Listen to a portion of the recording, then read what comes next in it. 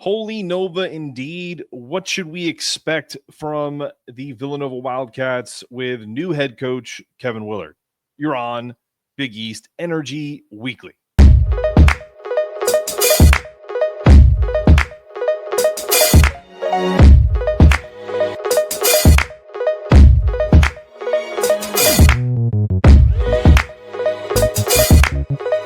All right, you're back on Big East Energy Weekly. We are here this week, and we have a new co-host with me, Matt Janus, who is going to co-host the Holy Nova show. We're going to bring him into the mix here on the Big East Energy Network starting right now. Let's do it. Matt, welcome to the show. Thanks for co-hosting with me this week. I have to ask you right out of the gates because your show just started. We got Holy Nova now on the Big East Energy Network. Kind of the overarching theme of that first episode is what should we expect? What should the Big East expect from this Willard regime? And is it too much to ask for this guy to compete initially for a Big East title? Or are we kind of square in that middle, trying to feel each other out, almost like a prize fighter throwing jabs? Like where do you feel like is the appropriate amount of excitement and expectation?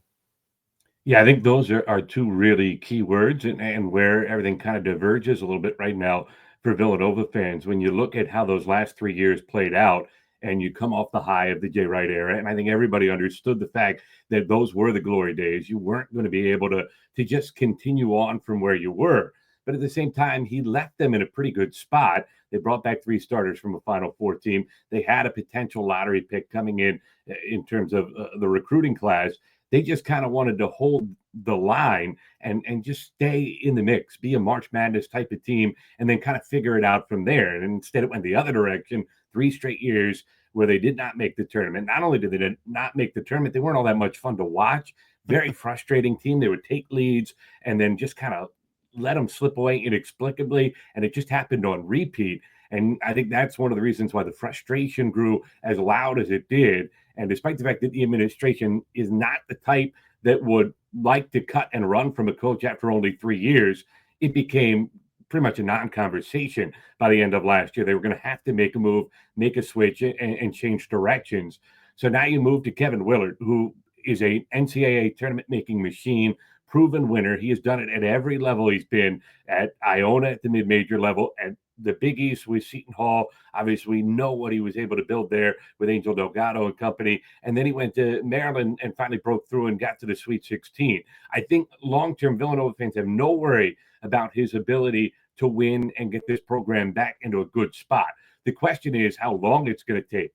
And I think when you talk to a lot of Villanova fans, they would love it to be right now because they're starved for success. I mean, the last 3 years just haven't been fun after what you lived, which was essentially, kind of a dream come true over the previous decade. But I think you have to take a big picture view here. And one of the things that really hurt Nova under Kyle Neptune was the year-to-year nature of it. It felt like they were in a perpetually, we've got to win now no matter what mode. And there wasn't a ton of look towards the big picture. Some of that was the new makeup of college athletics and the way things work with the transfer portal and everybody being a free agent year to year. But some of it was just a kind of a desperation that we've got to do whatever we can to surround Eric Dixon with the pieces necessary to buy us another year, to buy us some patience from the fan base. And I think it's one of the reasons why you've heard Kevin Willard in every public interview that he's done this year talking about going back to more of a long-term building approach where you're trying to get guys that will commit to at least 2 years at Villanova. Bring in some freshmen if they're not your top-tier guys. If they're not Nicaden Lewis, they might be open to the concept of redshirting, learning for a year, understanding the system, getting better, and then being in position to hit the ground running. And you're going to make more money off your 5th year of college if you're not an NBA player than you are in your first year, riding the bench and learning your role as a freshman. So I think he is looking at it as a long-term thing. They only bring back 9% of their scoring from a year ago. And it wasn't that long ago. If you're talking about a team that brought back 9% of their scoring, you were not mentioning the word NCAA tournament. You were hoping to make the NIT, right? But it's changed. They have a bunch of new pieces in place. Willard says he thinks they have the pieces in place the long-term be successful this season, but it's going to take a little bit of time to gel. And I think that's going to be the million-dollar question that there's really no way of kind of figuring out the answer to right now of what are they capable of being by the end of the year. I think early they might take some lumps as they try to bring this all together. Yeah, I'm curious because you're right about Coach Willard, being a proven winner. I mean, I'm not trying to pile on our buddy Brian's show on Pirate Vibes at Seton Hall, but listen, if a guy can come in, albeit maybe a watered down Big East, but led Seton Hall to 2016 Big East Tournament Championship, 2020 Big East regular season title. If you can win at Seton Hall under kind of, wouldn't say the current rules, but with an increasing development of needing NIL money, the ability to try to essentially build a winner faster. The coach that I cover on a regular basis, Dan Hurley, to kind of segue, has mentioned that it's a lot easier now to spin up a team that's competitive because of NIL and because of transfer portal. Because of what you mentioned about Kevin Willard and his background, maybe getting guys to kind of buy in for a couple years. Is there almost because of the kind of going off on a few tangents here, but because of the almost like professional nature of college sports now, how some franchises, like if we talk about a professional sport, like if let's say we're talking about someone in your market, the Philadelphia 76ers were famous for trust the process, right? Are we going to see How'd that work out? Mixed results, right? Is that something that we're going to start to see a little bit more in college athletics, where a guy like Willard comes in and tells the Villanova faithful, hey, listen, we're trying to get us back to 2 out of 3 national championships in a row, like that Jay Wright era, that kind of renaissance of that time.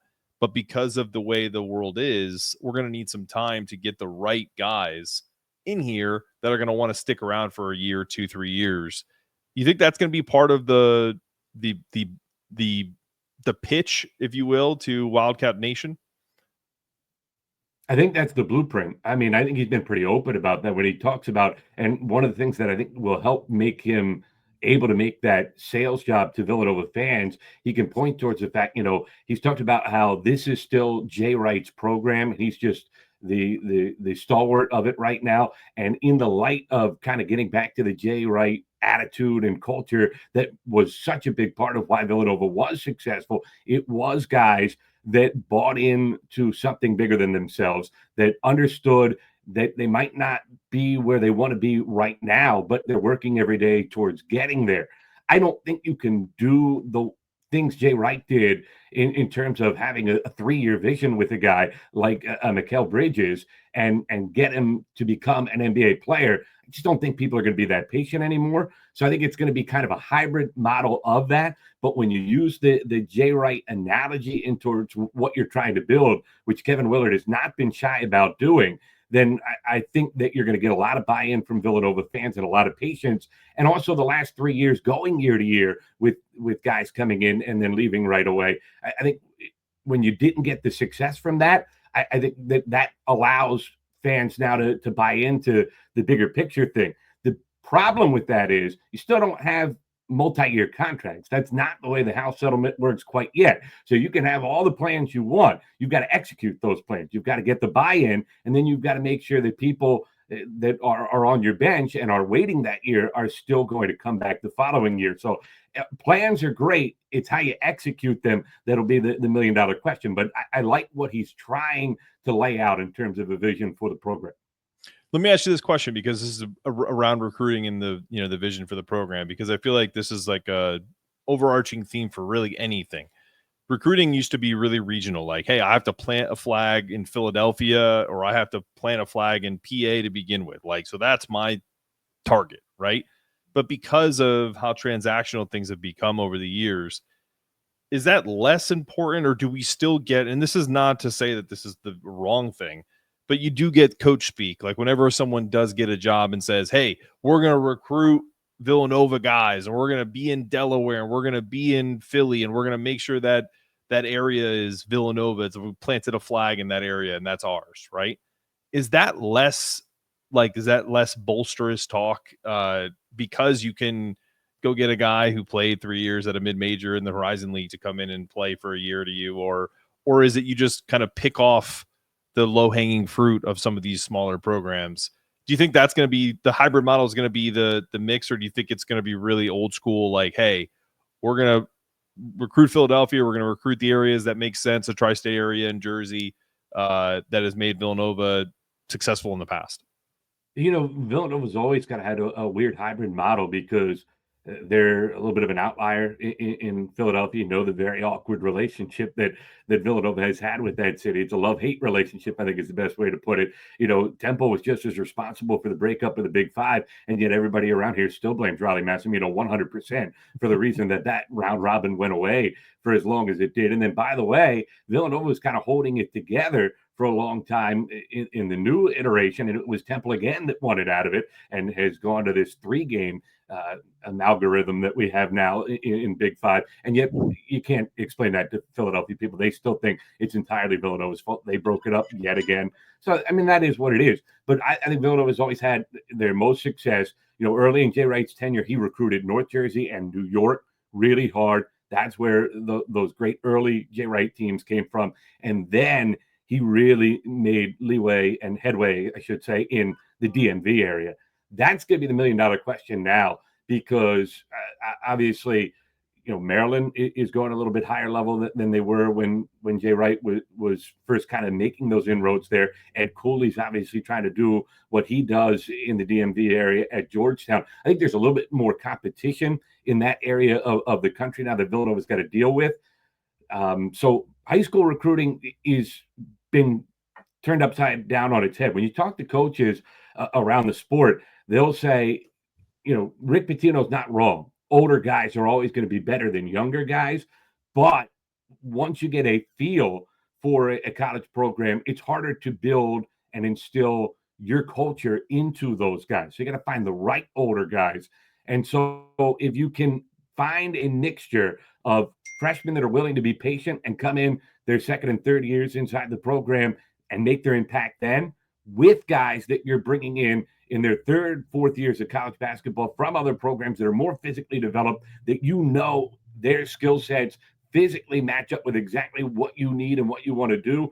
That's, I think, the teams that will be the most successful. But the problem is every team in the country is trying to follow that blueprint. And now with the House settlement, it's very complicated all of a sudden of who has the most money, how money is going to be kind of pigeonholed for who gets to pay what recruits how much.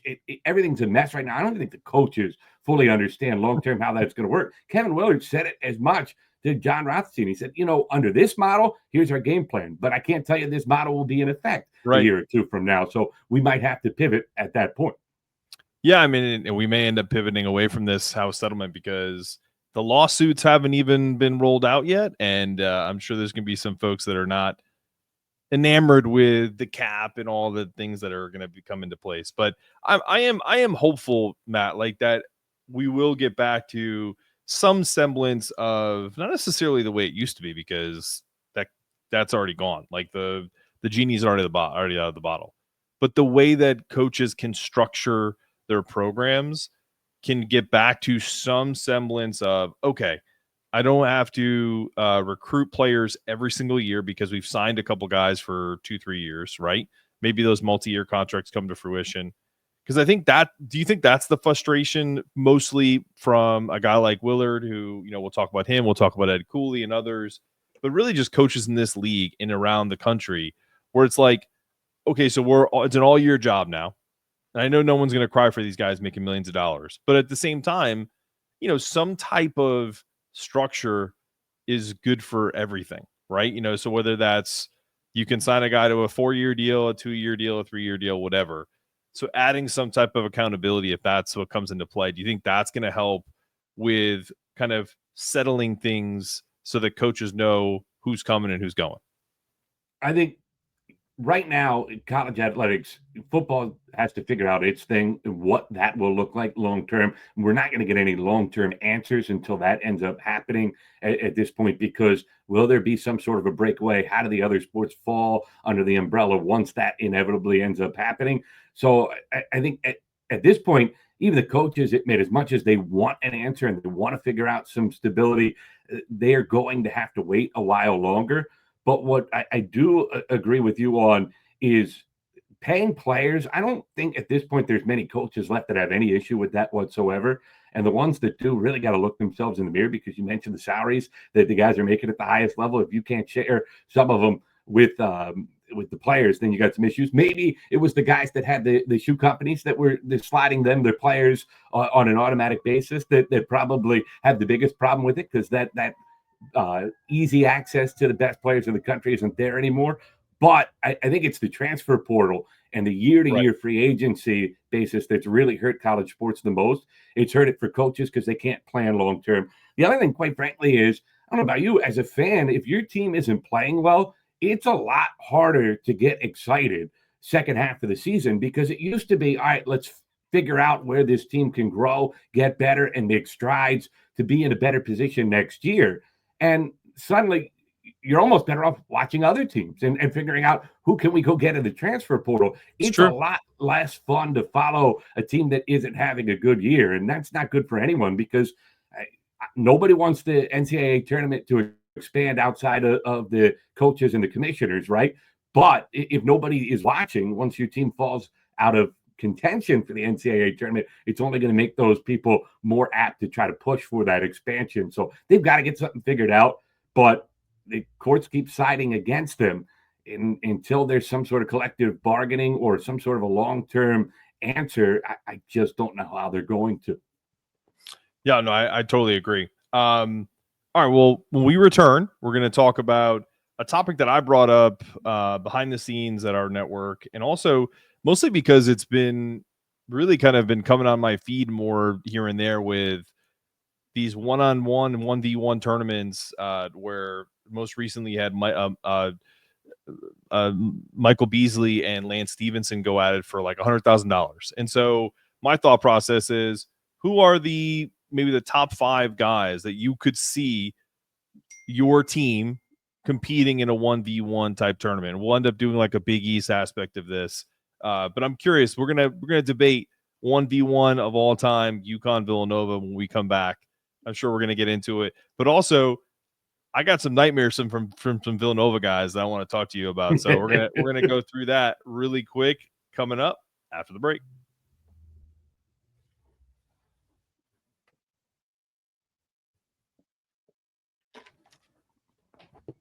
All right, we're back on Big East Energy Weekly here on the Big East Energy Network. I am pleased to welcome the host of Holy Nova, Matt Janus, to the program as a co-host this week with me.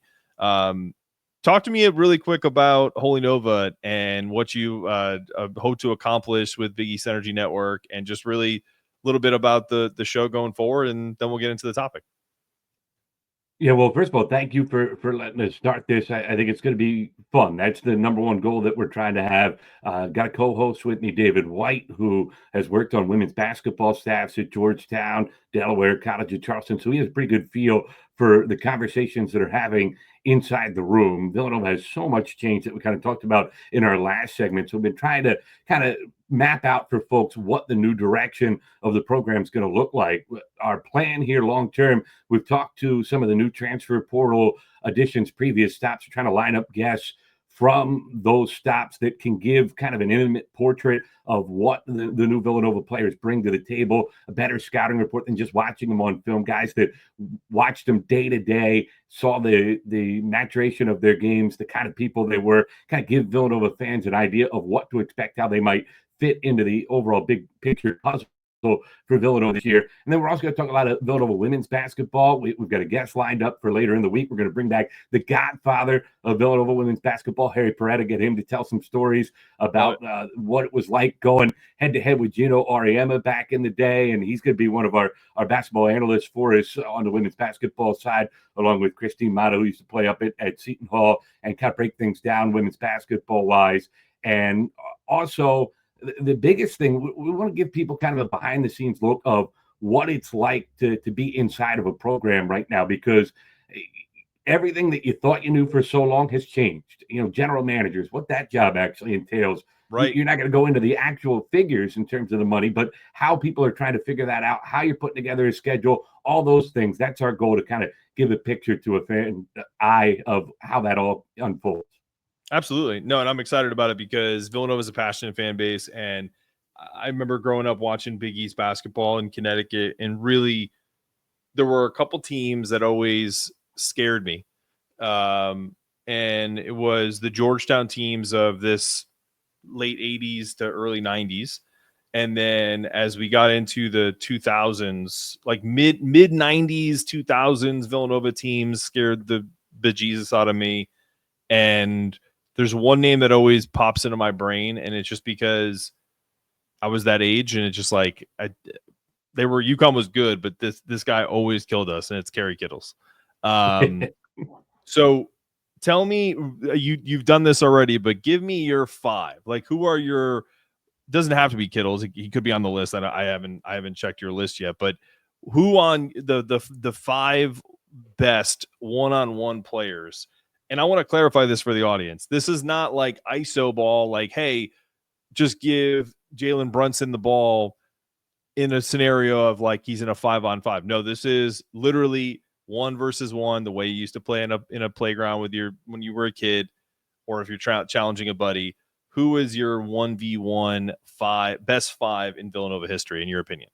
Well, first of all, we're about the same age. So, yeah, Yep. I very much enjoyed those Villanova UConn battles in the mid 90s. And my email address still has a 30 in honor of Kerry Kittle. So I guarantee you he is going to be on my list. But so I put together my list. I said, I know we're only doing Big East era, but for the old school fans at Villanova, got to mention Howard Porter because he would be very high on the list. He played pre-Big East days, but almost single-handedly won a national championship against the John Wooden teams, and I'd be excommunicated if I didn't at least mention him. So Howard Porter would have made the list.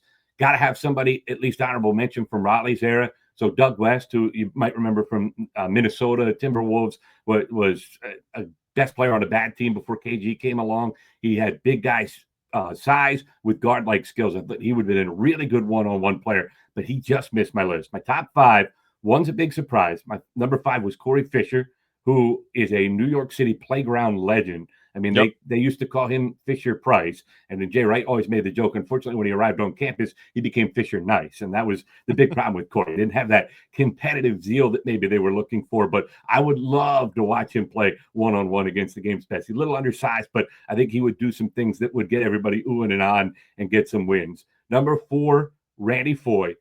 I think Randy Foye at one stage in his career in a Sweet 16 game tried to play one-on-one, but against the entire team at Boston College when Villanova's offense completely broke down. Nobody could make a three-point shot. And, man, he somehow won that game almost single-handedly. So he could play 1-on-5. I'm pretty sure he could play 1-on-1.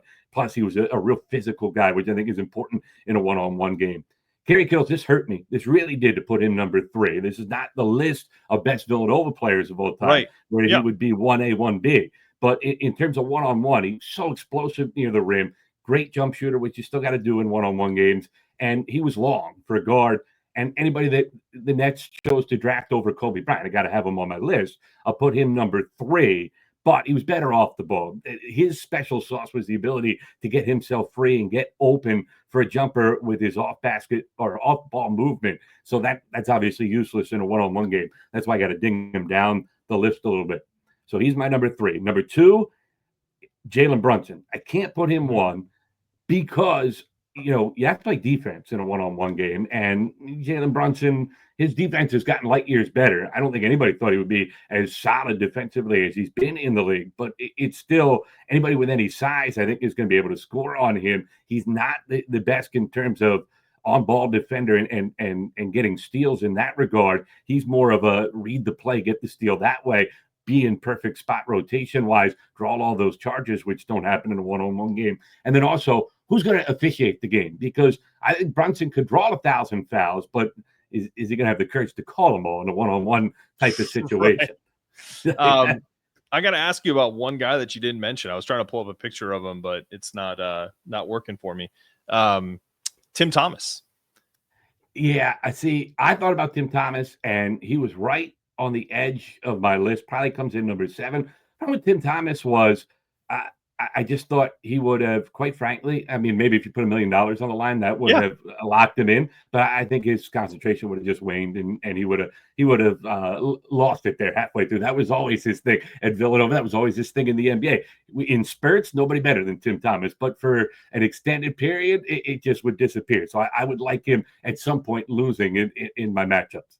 Okay. Yeah. I mean, because for me, the thinking about the criteria isn't about like the best team guys. Like this is not a right. This is a, so like for me on the UConn side, I put I struggled even putting Rip Hamilton up there because again, like you're talking about coming off of screens, and I'm sure there's 1,000 videos if you went back and looked at Rip in high school, like tearing people up off the dribble and AAU where he has that ability, but his ability, how he made his living was coming off of screens and running guys silly, and his cardio was unmatched, right? With just people couldn't stand guarding him, right? Even in college.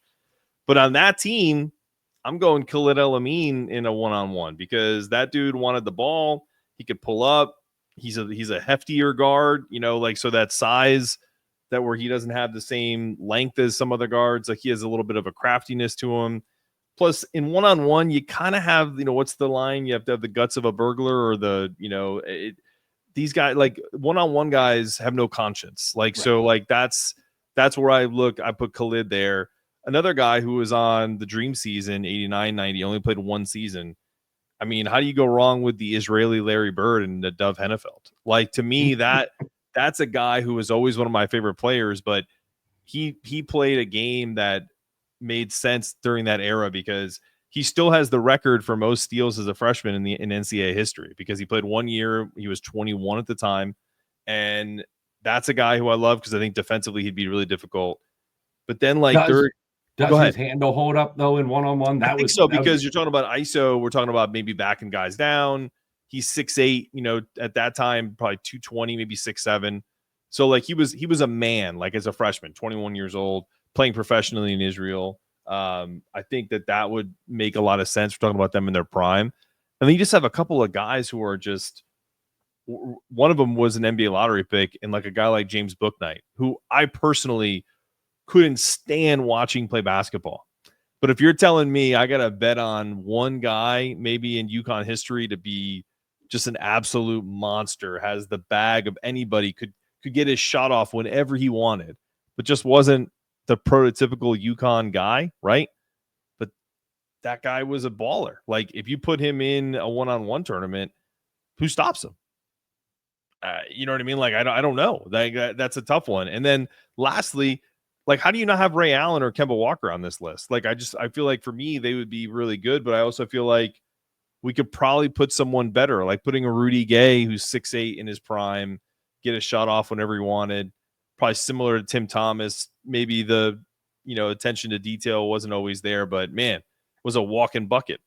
The thing about Tim Thomas for me, I just don't, again, the big debate on the one-on-one game is, do you go with those 4 or 5 extra inches or do you go with that lateral quickness? Can Tim Thomas stay in front of any of the guards that I would have on my list? That was always his biggest problem, again, both in college and the NBA. The defense, it would come and go. There were some points where he could make some plays, but again, a lot of it was in rotation. His on-ball defense, you always thought he would be a good on-ball defender, and then he wasn't. So, in one-on-one, you got to get some stops. That is part of it. The way I look at one-on-one, though, is at that level, right? If we're talking about, like, if you go and look at Lance Stevenson versus Beasley, right? None of those guys are really playing the type of defense that it's going to stop the other guy. And frankly, when you're the best at that level, like from every pro that you listen to, Mike Beasley is the best one-on-one player in the world. Like, can just beat anybody at that, but he's not going to, take over an NBA game, but he can beat anybody just one-on-one. I think some of these guys are just kind of going, all right, since it's make it, take it. If I get one stop, it's over. Right? I mean, think about it. Like, so like, if you can get one stop, one miss, one where the guy's like, oh, I don't want to call a foul there, and you get the rebound, and then you can just go. That's got to be part of the strategy too. It's kind of like thinking about the strategic aspect of that 1 versus 1 versus maybe a 3-on-3 tournament or a traditional 5-on-5. that could be part of it where it's like, hey, I'm not as concerned about the defensive side of the ball, because at some point maybe we get one guy to miss, and then who's stopping, your guy, or who's stopping my guy, Rudy Gay. It's funny though. It's part of the Villanova DNA. I mean, I just feel like that's going to be the try hard. We're going to get a couple stops. That's going to be Sure. the thing that I maybe think sets UConn the has that Nova same. guys apart. I think for the most part, the Big East as a whole kind of Yeah. has that mentality. Like at any, you could literally pick any team right now, just like a random team, not Villanova or UConn. Just pick one squad right now. What do you think? Like just a random team from the Big East. How about Georgetown? Perfect. Georgetown under Big John, right? Like think about how many guys would be on the offensive glass who they may have not have had the most aesthetically pleasing offense in the mid 80s, but they had dominant defenses, guys who could strike fear into your eyes, with Patrick Ewing and Alonzo Mourning and Dikembe Mutombo. I mean, I could go on. Victor Page, like, is another one that was a guard that was a monster. Like, so I was always scared of those teams. Like those are teams that beat you up and then still kick your ass by 20 points. And you're like, they only shot 34% from the field, but they got 27 offensive rebounds. Well, remember when they changed the rules to allow 6 fouls in conference play during because everybody was yes, yep. That didn't translate too well to March though, so they scaled that. Yeah, no, I always wondered like if they would ever consider doing stuff like that, but I mean, for the most part, I think it helped that UConn team, because that was a press laden team. So like if they got in foul trouble, it didn't matter because everyone got 6 fouls, right? So, but yeah, I hear you. It's didn't work out for that UConn squad. They lost before the Final Four. I remember it vividly to those pesky Duke Blue Devils and Christian Laettner. Laettner was on a heater that stretch, was he not? He was on a heater most of his career, for sure. All right, real quick, let's pivot this, because there's really no opinions and debates. There's no right or wrong answer. Like it's just, you back your guy, I back mine. But as far as the league as a whole, how wide open is this league? I heard John Rothstein say outside of UConn and St. John's that it's a wide open league. And I think he was being a little disrespectful to Creighton, because I think Creighton's definitely in that upper echelon. And you could throw Marquette in that mix from their pedigree over the last couple of years.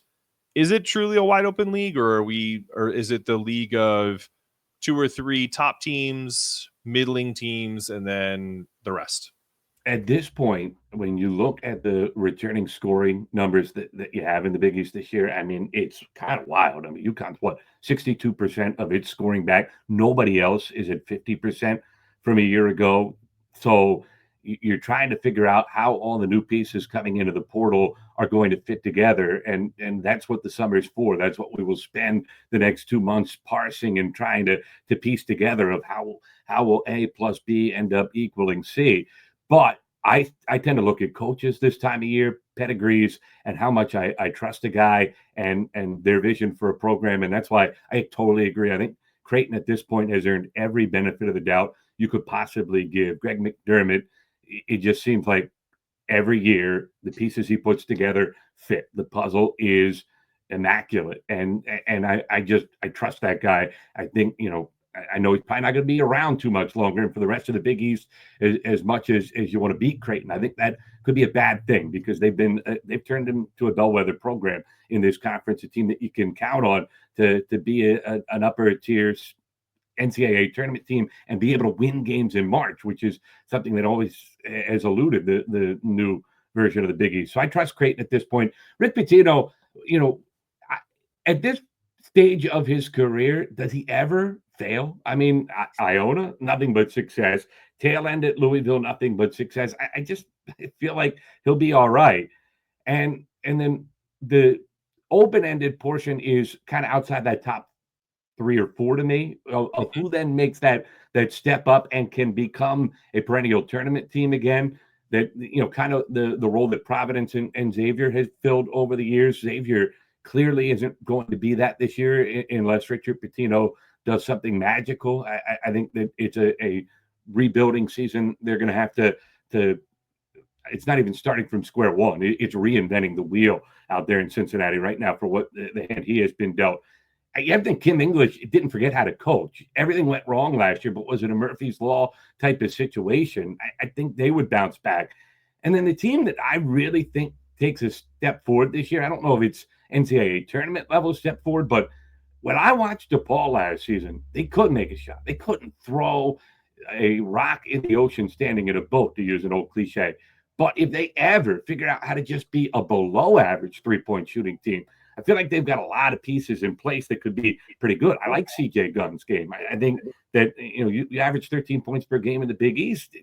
You've got some ability. Leighton Blocker is got to improve his 3-point shot. That was ugly watching him try to take as many threes as he did. But if he could just either limit how many 3-point shots he takes or become a better shooter through work in the offseason, I think he's got a lot of upside. And then people love Caleb Banks from Tulane. I mean, 15-7 last year and 35% 3-point shooter, maybe the kind of guy that is that missing piece. I think DePaul takes a big stride for this year, at least in my mind. I couldn't agree with you more on that. Like, I think the one piece that you didn't mention that I talked about in an older episode was Kaman Maker of the 7-2 transfer from St. John's. I think that allows Holtman and his team to kind of play the type of defense that they're looking for, which is be aggressive. If you make mistakes, you have a guy behind you to kind of help you erase those mistakes. Really kind of the way most defenses are played nowadays, which is, we're going to almost dare the officials to call fouls. We're going to really be on the ball. And if they get by us, we got shot blockers to kind of redirect if we need to, right? We're running people off the 3-point line. So yeah, to your point, if they can get some more consistent offense, but I look back at last year, like the game that they played against UConn in the Civic Center, they're up 14 points in that game, and UConn's playing an awful game. However, DePaul played really well, and they took it to UConn. And if they have a defensive presence down low, just one in that game, they get out of Hartford with a win, because UConn that game took advantage of the fact that they had no shot blockers, started getting to the hoop in the second half, and really kind of turned that game around. Look, they did the same thing to Creighton in that Big East tournament, which is they pulled Kalkbrenner away from the basket and were able to kind of get some different things in their action. But if they have a 7-2 guy on that last year's team, I think they probably beat Creighton in that quarterfinal game as well. So they were close. They were closer than I think what people thought last year, and I think it's a good assessment. And I'm with you on that.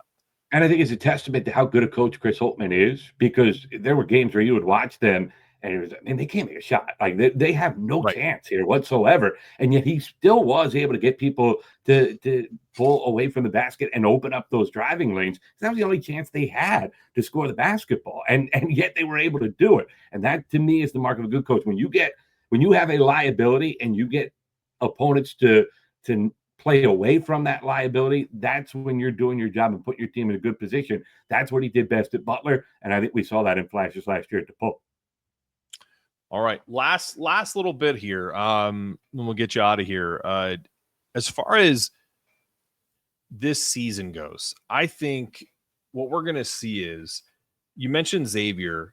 I think what we're seeing is a blueprint of, it's a copycat world, right? So whether it's in the NFL or we talk about college basketball, people are going to follow successful programs.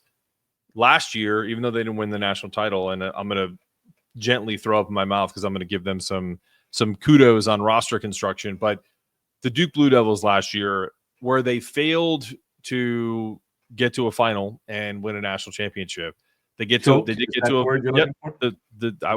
that. Yep, absolutely. I'm sure Big East fans will laugh at the Duke choking. Absolutely.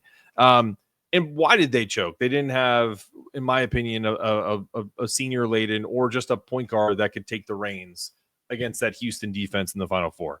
But one thing that they did all year to negate that is be so much bigger than everybody else that it almost didn't matter, right? So obviously having Cooper Flagg and other lottery picks makes sense. But on the lower level, a team like Xavier, a team like Georgetown, there's not going to be a lot of undersized players in this world anymore, whether we're NILing it, whether we're transfer portal, whether we're talking about recruits. If you look at Xavier's roster, nobody is below like 6'7". And so can these guys play? We'll find out, right? But what we're not going to see is, the little sisters of the poor. Like they are literally putting out large teams. Georgetown, same thing. KJ Lewis and Langston Love, two perfect examples. Guys who look like linebackers at 6'5", 220. So like, no matter what the teams look like, I think every team top to bottom is going to be incredibly physical. And I think that's going to continue that testament of Big East basketball. And that's why I do think it's wide open, because if you get a couple of these teams, like a team like Xavier, under the radar, new coach, nobody believes in us. You get that Cincinnati culture, us against the world. We're eating Skyline chili by the tons, and nobody cares, right? Well, we care because it's a basketball hotbed, and I think that team is going to surprise some folks. I really do. It's going to come out of nowhere, and I think Cooley is in that same mix. Georgetown isn't expected to do much, and they got some pieces. Yeah, I think I'd buy in more to Georgetown at this stage than Xavier. I'm open to Xavier. I understand what you're saying about the size, and they're big and they can move a little bit too when you look at the pieces they put in place. So I mean, it's one thing to be big; you got to be able to move laterally and be big. And I think they will be able to stay in front of teams.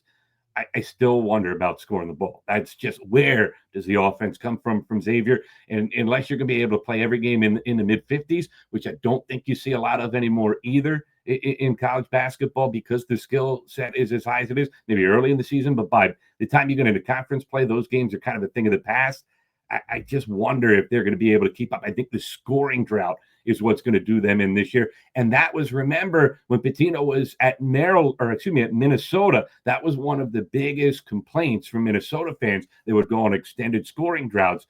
Now, it seems like maybe he got that figured out, and we'll see his next iteration in major college basketball, whether he's a more consistent offensive coach. But that was his bugaboo at Minnesota. It feels like they have, not through any fault of his own. I mean, he was dealt a really tough hand, but it feels like they have a team that is prone to those scoring droughts again, at least to me this year.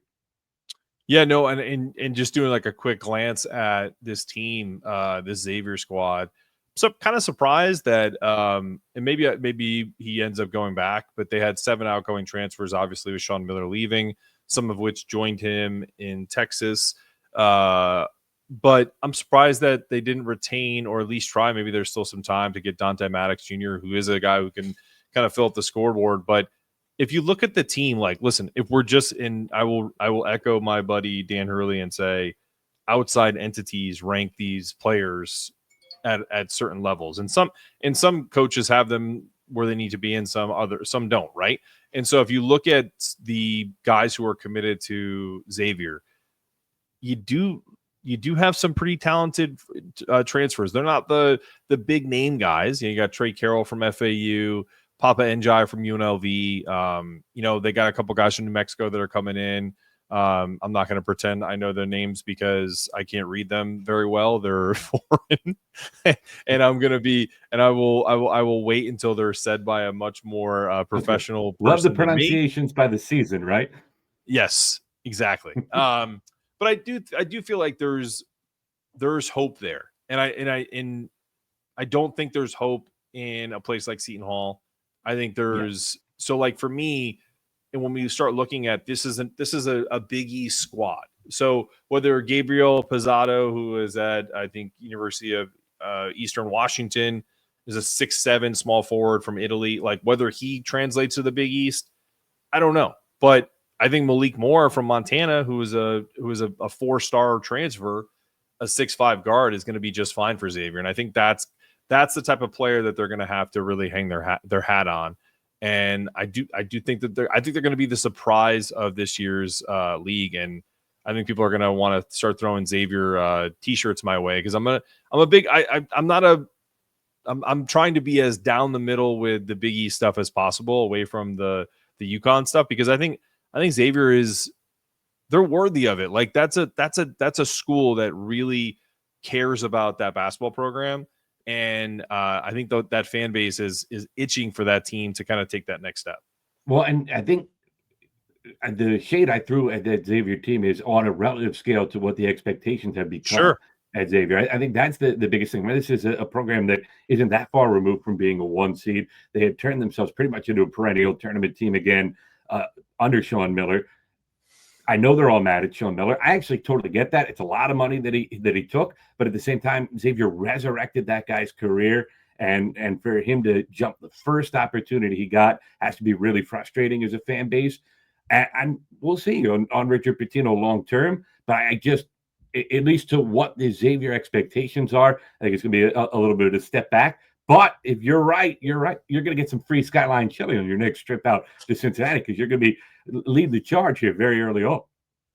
Yeah, I'm going to have my buddies who are big Wes Miller fans are not going to be happy with me talking about Xavier in a good way, and I refuse to eat Skyline chili. So it does taste gross. I'm not going to lie. I literally will not. I mean, if it was for the show and someone said you got to eat it for whatever, like if I did a bet Xavier versus UConn or something like that, I would do it. Not above eating some chili, but I think I'm good, man. If that's your staple food, I think we got some serious issues in Ohio area. It's not supposed to be sweet. Chili is not a sweet meal. I don't understand it. I don't even understand the whole pasta with cheddar cheese and it kind of makes me a little queasy, Matt. I won't lie to you. I'm a little grossed out by that. But I will mention something that shouldn't make you queasy at all. Go to asabasaspice.com, use the promo code BIGFlavor15 and get 15% off your first order because Asabasa Spice is what you use for burgers, chicken, dogs, whatever. Like, do this at your house. Like, make a really good chili, put some Asabasa Spice on it, and then put it on a hot dog at your house. I wouldn't recommend Skyline. I know we're going to lose some folks up there, but that's okay. All right, Matt, listen, it's been a great show. I really appreciate you jumping on and talking Big East hoops. More so really kind of getting to know you and getting to know this Holy Nova show that we're putting on for you. And I'm excited. I'm excited about the future and what it brings for Nova Nation. We're super excited too. Appreciate you letting us be a part of it and great conversation today. Of course. All right. This is the Big East Energy Weekly Show. Check us out at BigEastEnergy.com. As always, powered by the Big East Energy Network and Big Energy Media. We're out. We'll talk to you guys soon.